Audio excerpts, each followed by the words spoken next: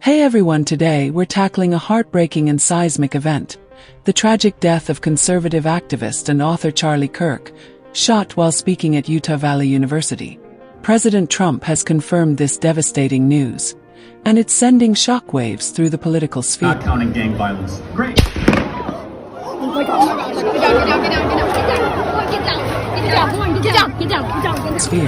But what does this mean for the broader political landscape? And how can we draw lessons from UK political history to understand this moment?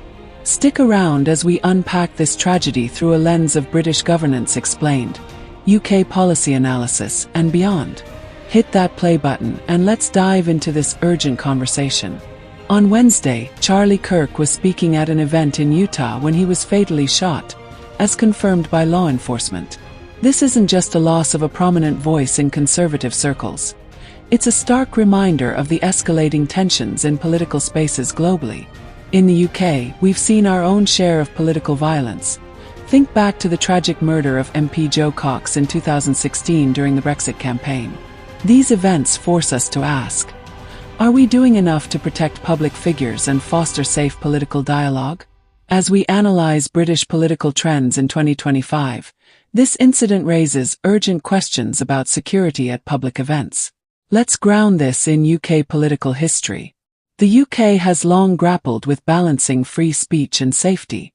From the suffragette movement's radical protests to the polarized Brexit era, British governance explained through history shows a nation that's no stranger to political passion turning violent. The 2025 political climate, with ongoing debates over immigration and economic policy, mirrors some of these past tensions.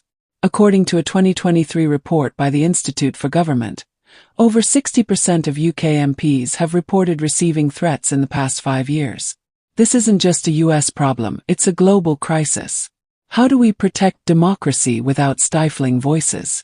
Let's think about that as we move forward. Now let's talk UK election strategies in the context of 2025 trends.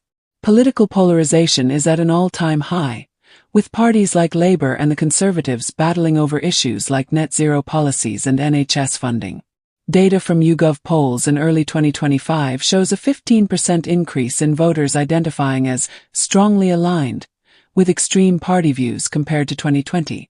Events like Charlie Kirk's death amplify these divisions, as they become flashpoints for partisan narratives. In the UK, we've seen how tragedies can be weaponized. Look at how Jo Cox's murder shaped Brexit discourse. So, how can political leaders use UK election strategies to unite rather than divide? It's a question worth pondering. Turning to UK policy analysis, the balance between free speech and security is a tightrope. The UK's Public Order Act 2023 tightened regulations on protests, sparking debates about democratic freedoms. Meanwhile, the Online Safety Act aims to curb harmful rhetoric online but faces criticism for potential overreach. Could policies like these have prevented a tragedy like Charlie Kirk's? Or do they risk silencing dissent? As British political trends evolve in 2025, with tech-driven misinformation on the rise, these questions are more relevant than ever. Let's take a moment to reflect. Where do we draw the line? Zooming out, Charlie Kirk's death isn't just a US or UK issue. It's a global warning. Political violence, fueled by polarization and amplified by social media, threatens democracies worldwide. In the UK, as we approach potential snap elections in 2025 amid economic uncertainty, the stakes are high. According to the Global Democracy Index, democratic trust has declined by 8% globally since 2015. This tragedy could be a wake-up call to prioritize dialogue over division. So, how can British governance explained through policy and history inspire global change? Let's think bigger.